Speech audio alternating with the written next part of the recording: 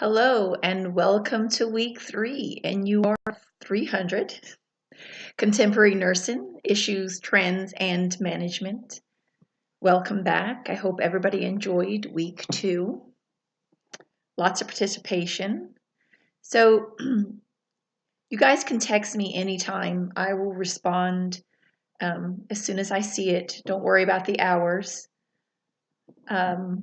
What else? Email has not been working.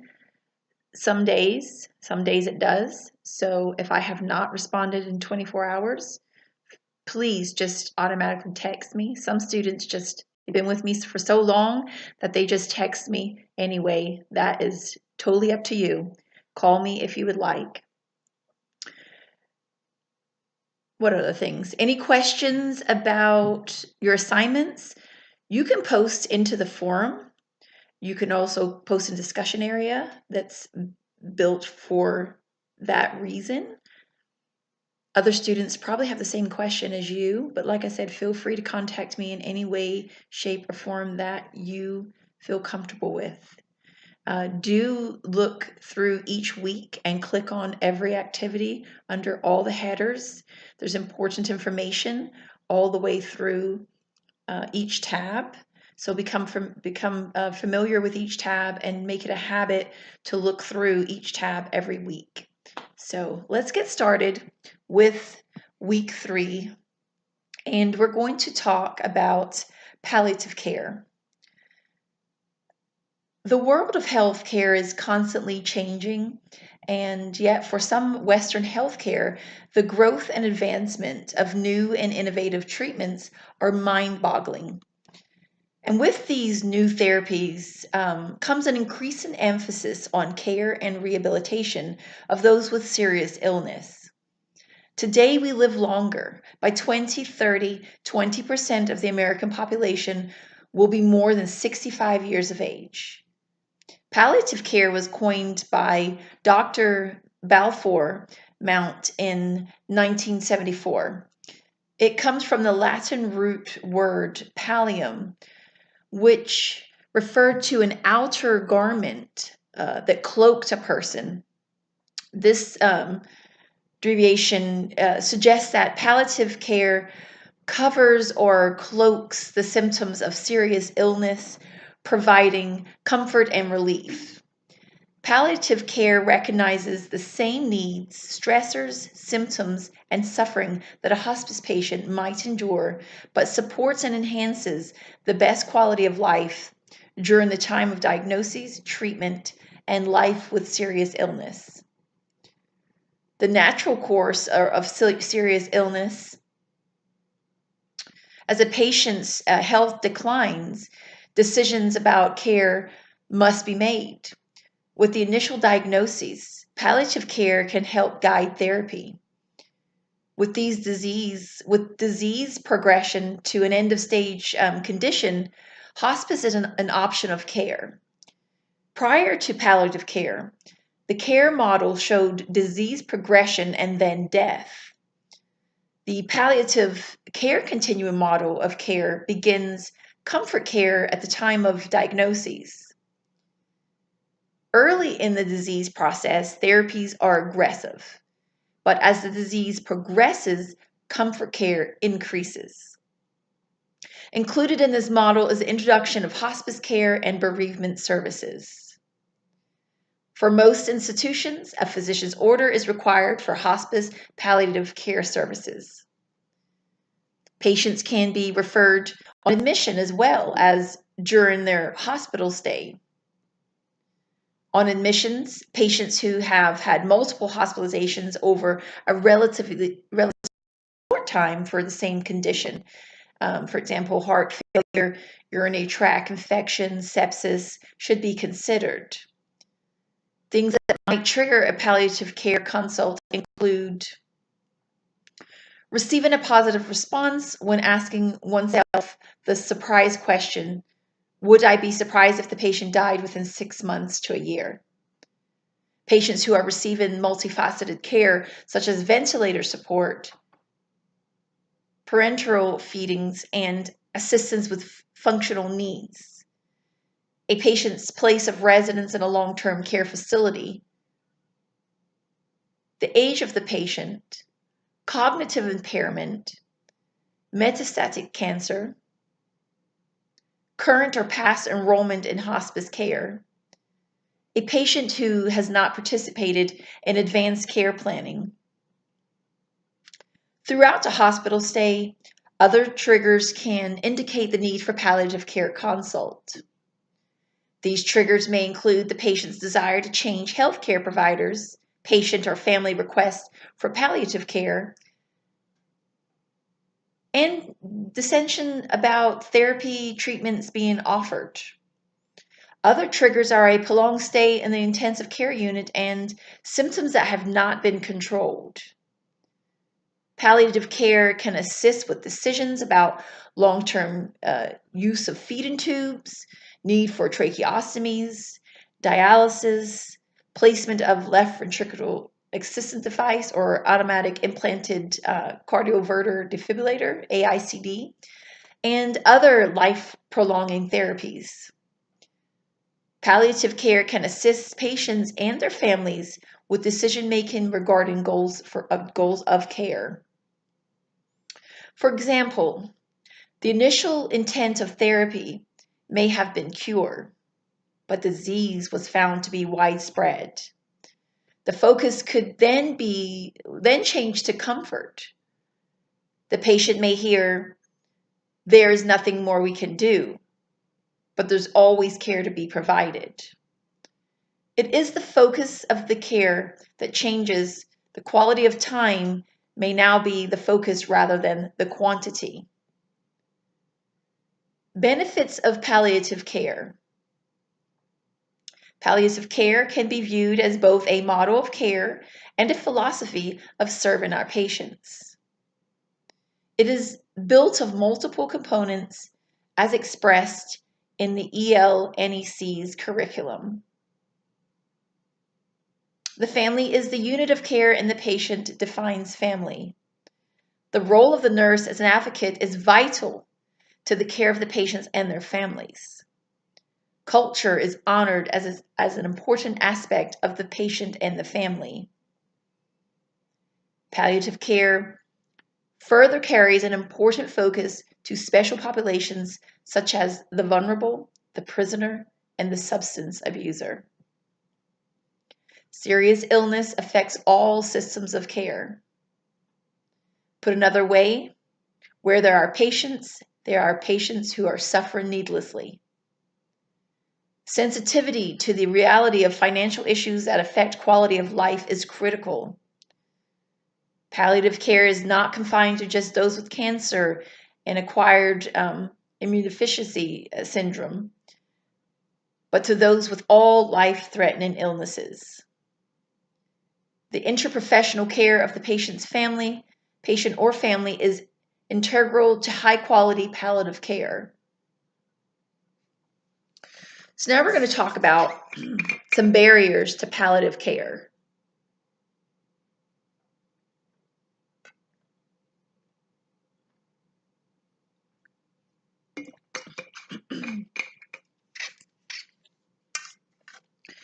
So there's 4 significant barriers from the basis for the growth and purpose of palliative care for the future.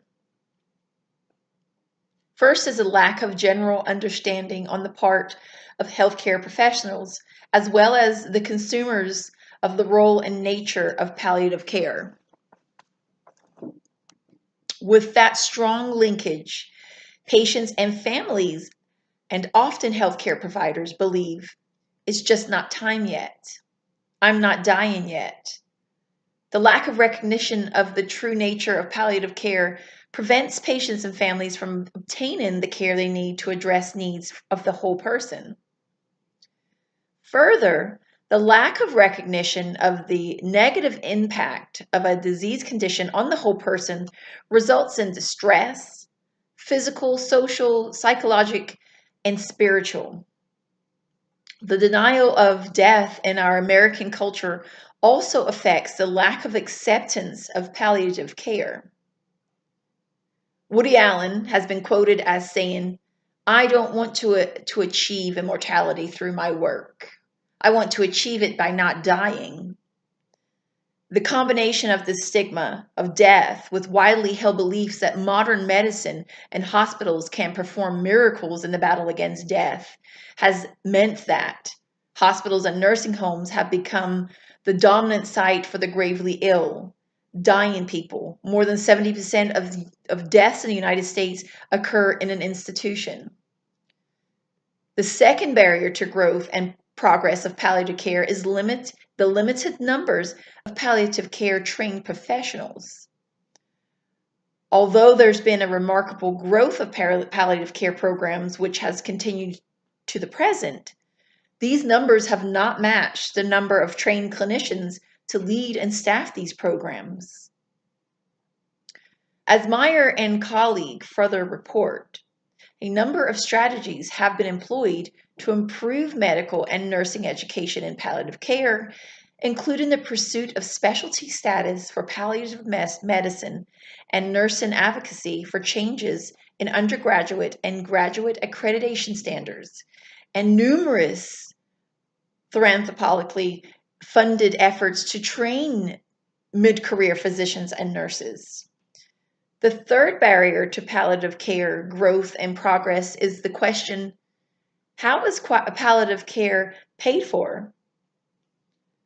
Although palliative care providers do bill Medicare and other payers for the care they deliver, the reimbursement is for time-intensive care and not procedural services. This reimbursement fails to cover the salary of the professionals, much less the overhead expenses for running a business. As a result, the growth in palliative care services has been financed, not a fee-for-service reimbursement to hospitals and providers, but rather by hospitals' operating budgets. But first, these hospitals and their administrators must be persuaded of the value during economic times of decreased reimbursement. RN Sean Morrison and colleagues analyzed administrative data from 8 hospitals with established palliative care teams from 2002 to 2004 and matched their patient with patients receiving usual care. The palliative care patients who were discharged alive had an adjusted net savings of $1,696 in direct costs per admission and $279 in direct costs per day, including significant reductions in laboratory and intensive care unit costs compared with usual care patients. Communication is the fourth barrier and is a vital part of patient care. However, at the end of life, it can be detrimental if poorly done. Patients and their families deserve appropriate information to help them make difficult decisions. As patients and families face serious illness, conversations must be kept simple. Trying to tell everything is overwhelming, and unfortunately, healthcare providers have not been educated in the delivery of difficult news.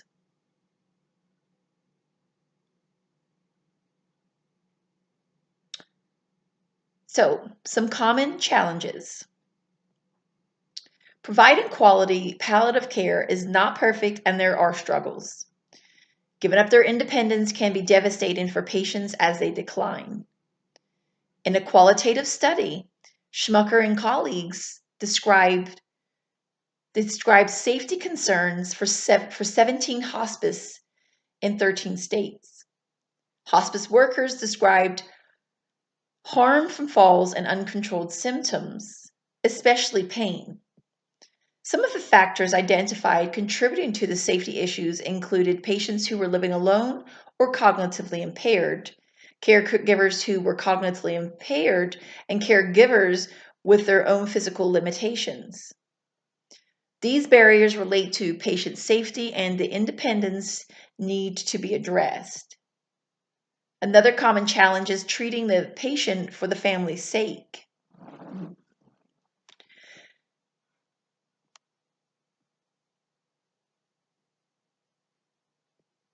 Families may want IV fluids, antibiotics, and other therapies. It is not easy helping them understand that these can be more of a burden than help and may hasten death. Frequently, the family caregiver, is not considering the best interests of the patient during decision making. Withholding or withdrawing food and fluids or treatments is a challenge for palliative care providers. Withholding and withdrawing have both ethical and legal components. The principle of autonomy comes into play, and the individual ultimately has the right to refuse or accept a therapy. Ideally, the patients should speak for themselves, but unfortunately, they may not be able to. Advance directives, if present, can speak for patients and their wishes. When therapies are considered, a time frame should be discussed and the question asked, will the therapy be time sustaining or life prolonging? Families view food and fluids as essential.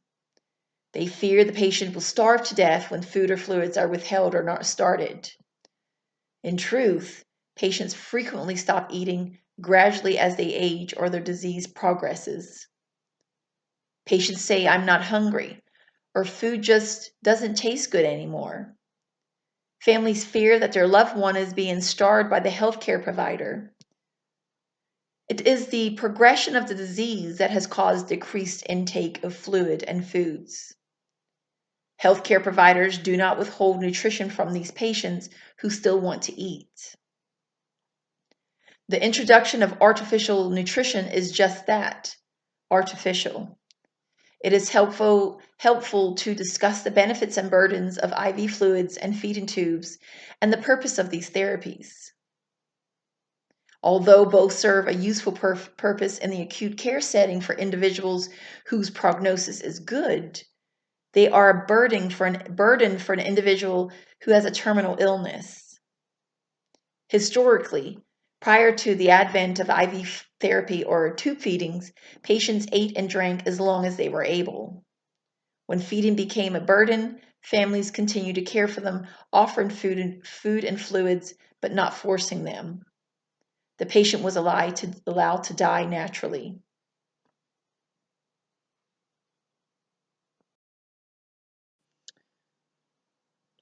Legal concern and right to refuse. The right to refuse is the belief that medical care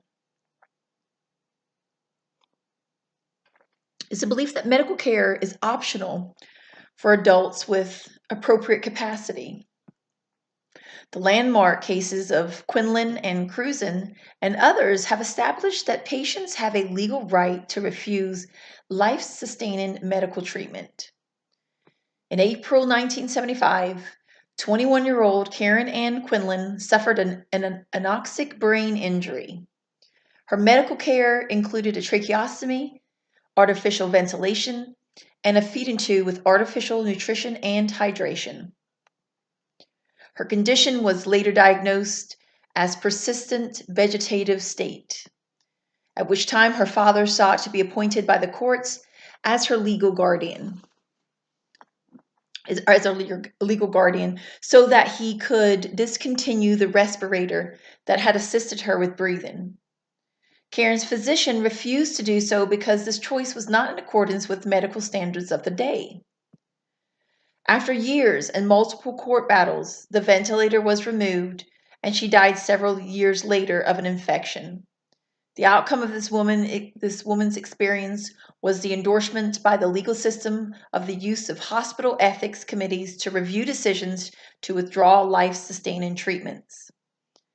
The second young woman to affect decisions to refuse medical treatment was Nancy Cruzen. She was 25 years old in January of 1983 when she was seriously injured in a motor vehicle accident. She was treated to restore her breathing and heartbeat, both at the accident site and en route to the hospital. She was admitted in a coma. A gastrostomy tube, a G tube, was inserted with her husband's permission. She was diagnosed as being in a persistent vegetative state.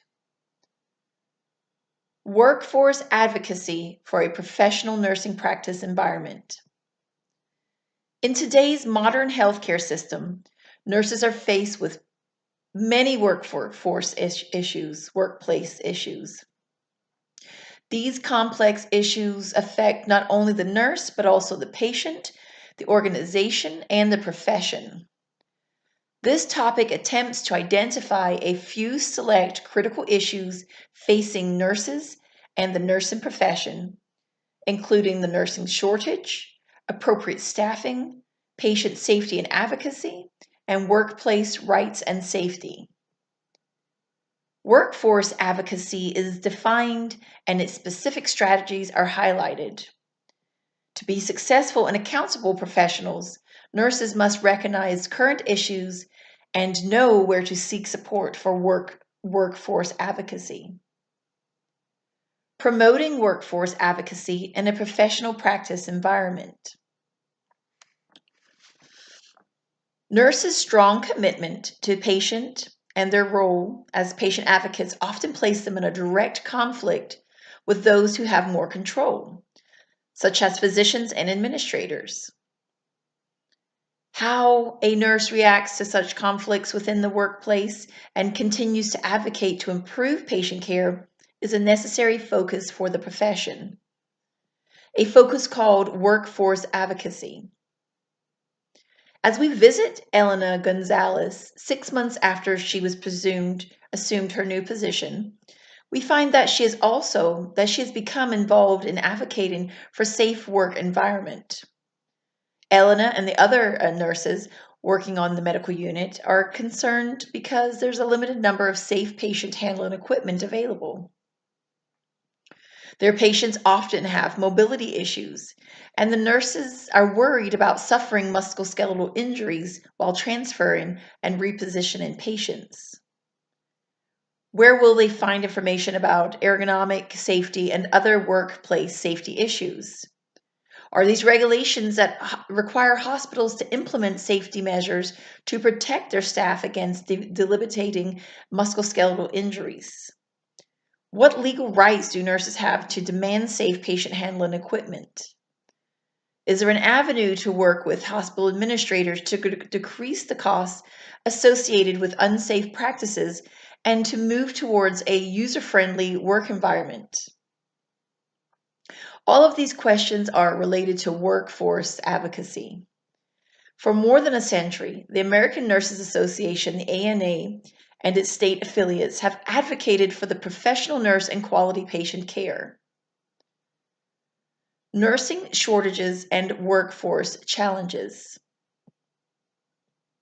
The nursing profession has a long history of cyclic shortages, which have been documented since World War II. The most recent shortage in the early 2000s was eased down by downturn in the US economy, and that occurred in the middle of the late 2000s. This easing in the shortage was largely due to re-entry of many retired nurses into the workforce because of economic pressures. Nurses who had planned to retire, who were holding on to their positions, some nurses working part-time who had taken full-time positions, and the fact that hospitals were treating fewer patients because many people were delaying procedures or not seeking care owing to the loss of insurance. The focus on the nursing shortage that began in the early 2000s generated many positive results. An unexpected number of young people entered the nursing workforce from 2002 to 2009, causing faster growth in this supply than anticipated. There are several reasons for this increased supply, including higher levels of career and job satisfaction. Although the current numbers suggest that the United States is graduating sufficient nurses to meet demands, the landscape is more complicated. Safe staffing. Many nurses across the country are concerned about the inadequacies of staffing to meet patient care needs. In a survey of almost 2,200,000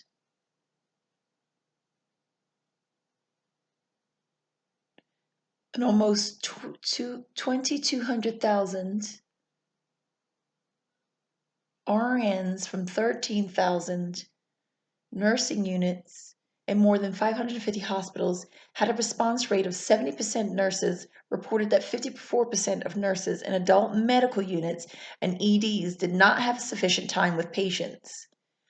That overtime had increased during the past year, with 43% of all RNs working extra hours because the unit was short-staffed or busy, and that inadequate staffing had affected unit admissions, transfers, and discharges more than 20% of the time.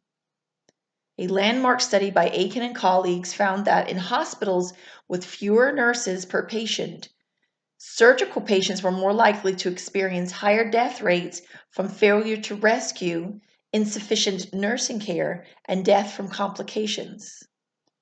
The same study also found that nurses working in institutions plagued by insufficient staffing and workforce shortages were more likely to experience emotional exhaustion and greater job dissatisfaction.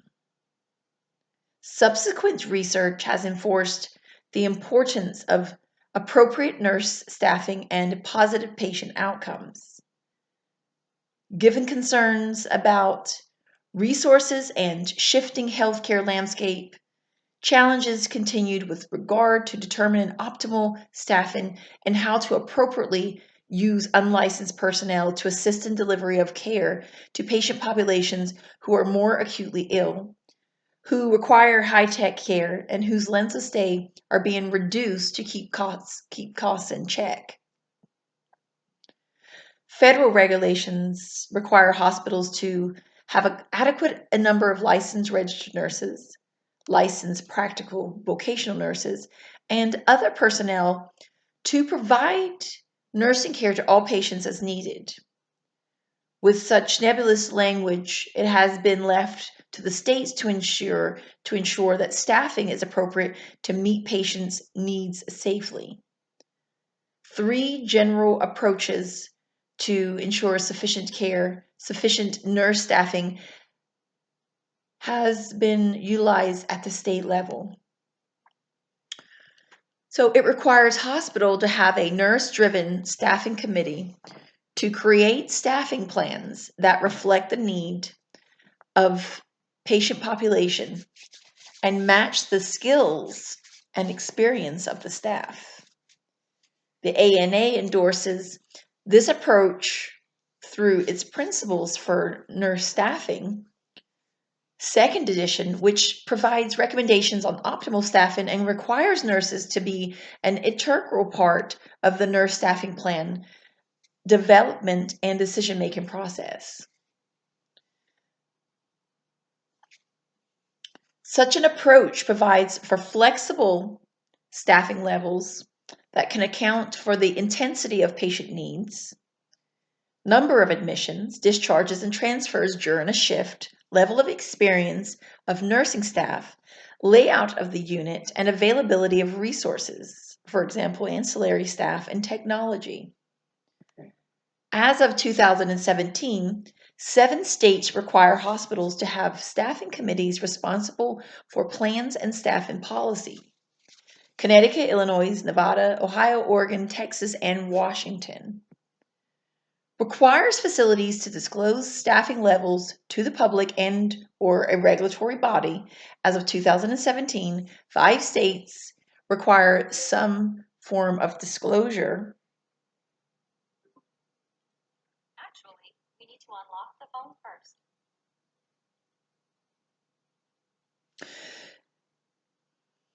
5 states require some form of disclosure, public reporting: Illinois, New Jersey, New York, Rhode Island, and Vermont. Enact legislation to mandate specific nurse-to-patient ratios. So as of 2017, California is the only state with specific nurse-to-patient ratios. Patient advocacy. Patient advocacy is a cornerstone of the nursing profession, and patients depend on nurses to ensure that they receive proper care. Although nurses have always been advocated for their patients, it has only been during the past 30 years that they have recognized the recognized role of the nurse as patient advocate has begun to clearly emerge. Today's healthcare system have created an environment in which errors and adverse events are contributed to complex systems and complicated uses of technology. The complex environment demands that the nursing profession assert its powerful voice in the role of patient advocate by supporting public policies that protect consumers and enhance accountability for quality by promoting safer healthcare systems. Nurse and workplace safety. Nurses are battling to provide safe, quality care for patients in an environment that is inherently dangerous. The occupational safety and the health of nurses is an ongoing concern for individual nurses as well as professional nursing association because of the numerous hazards that exist in the healthcare workplace. See the CDC, National Institute of Occupational Safety and Health, the NIOSH webpage for detailed information about current health hazards that exist in the healthcare workplace. The following sections focus on 4 key hazards of concern to nurses: bloodborne pathogens, ergonomic injuries, workplace violence, and fatigue.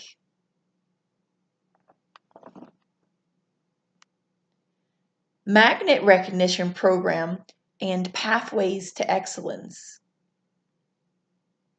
The American Academy of Nurses, an ANA affiliate, undertook a national study of 163 acute care hospitals in the early 1980s to identify the factors associated with retaining qualified nurses during a nursing shortage. The ANA's credentialing arm, the American Nurses Credentialing Center, the ANCC, used the study findings to create the Magnet Recognition Program, which includes best practice standards to improve nurse satisfaction and the work environment of nurses as well as to reduce turnover rates. Magnet program standards were originally called the 14 Forces of Magnetism. As the model evolved with the 2008, 2014, and 2019 manuals, these standards were collapsed into 5 domains with a greater emphasis on outcomes: transformational leadership, structural empowerment, exemplary professional practice, new knowledge and innovation, empirical outcomes. Research has consistently shown that Magnet hospital nurses have higher levels of autonomy, more control over the practice setting, and better relationships with physicians as well as lower mortality rates. Nurses advocating for a strong workplace should advocate for their hospital to achieve Magnet status.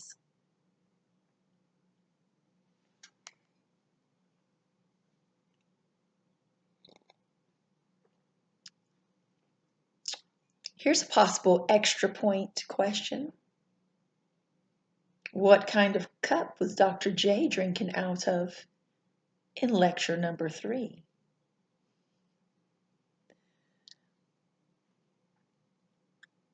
Do not struggle, do not worry. We will make it.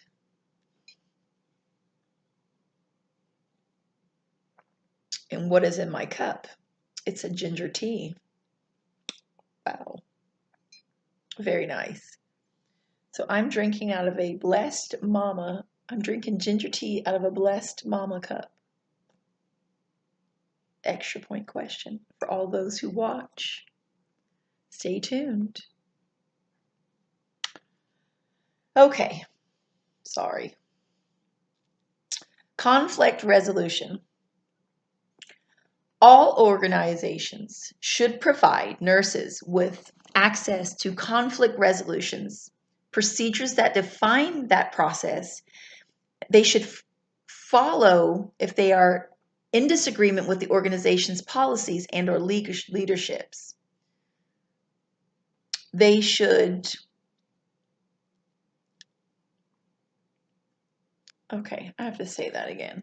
All organizations should provide nurses with access to conflict resolution procedures that define all processes that they should follow if they are in disagreement with the organization's policies and or leaderships.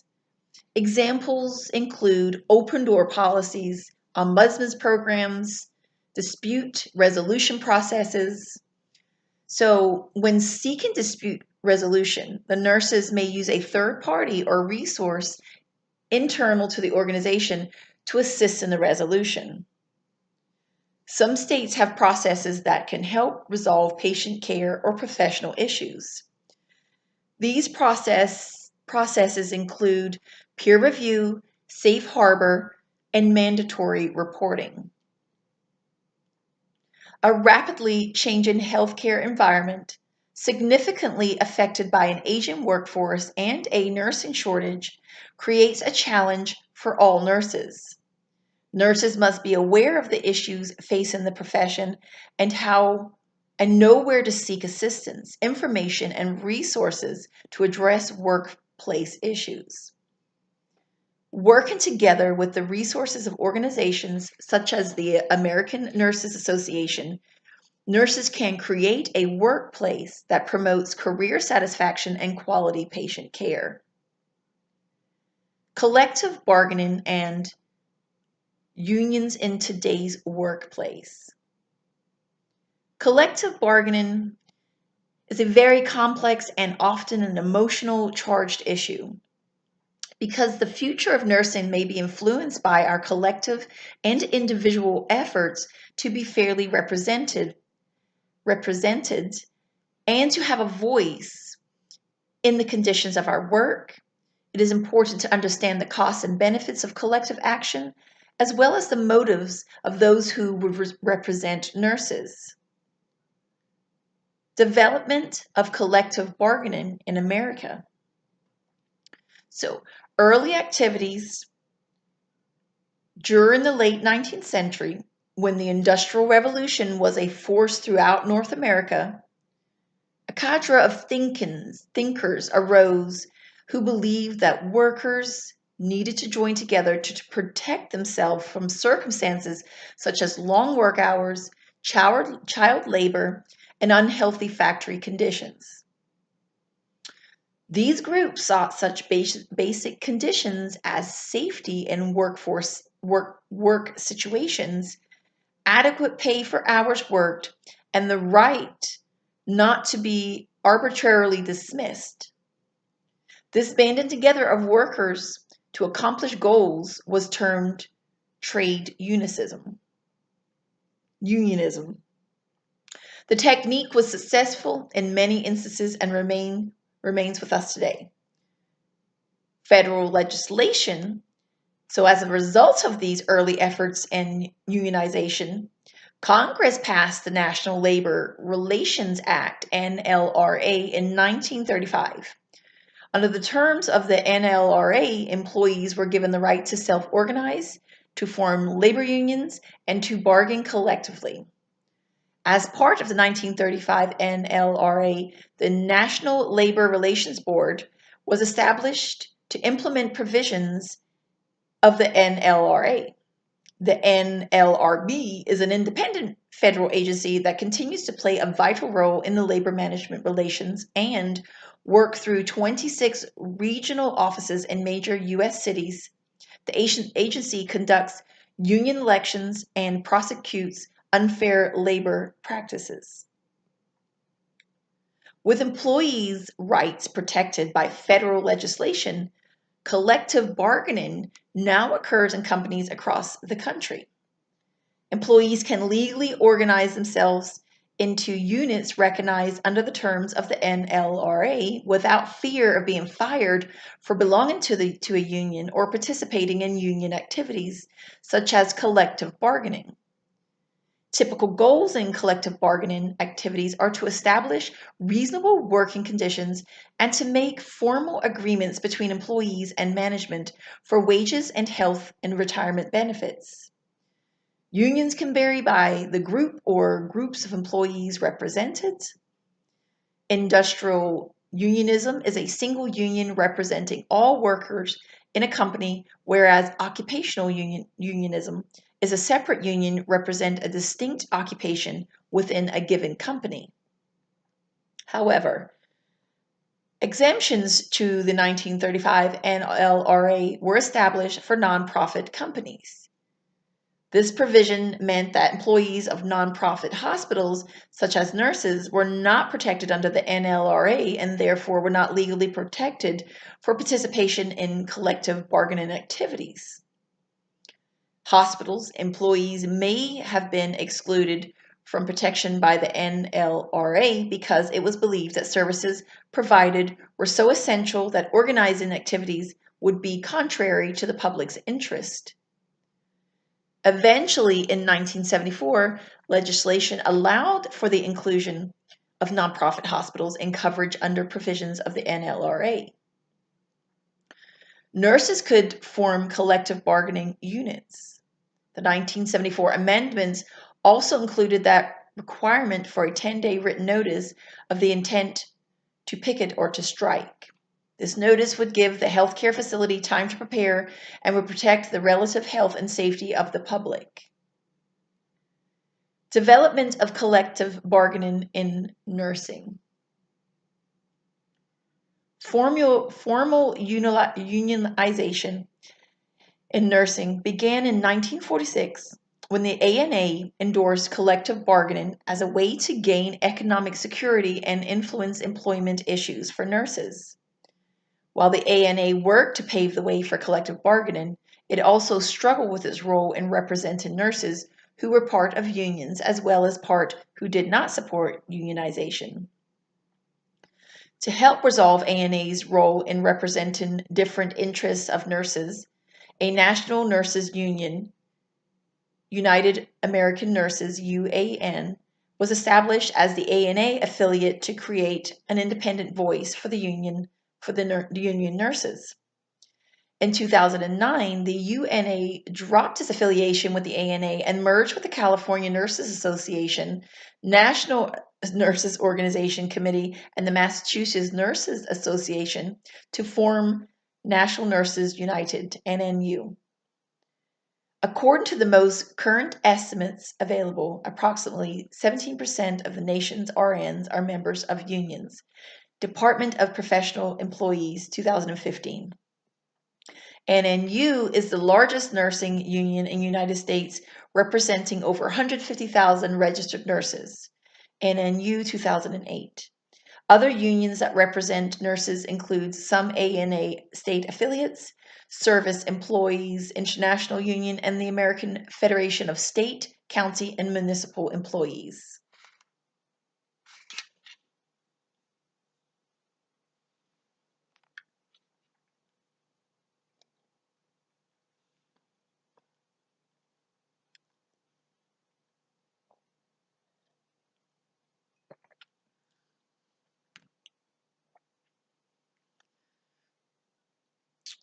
Next, collective bargaining process. Collective bargaining is a method of equalizing power.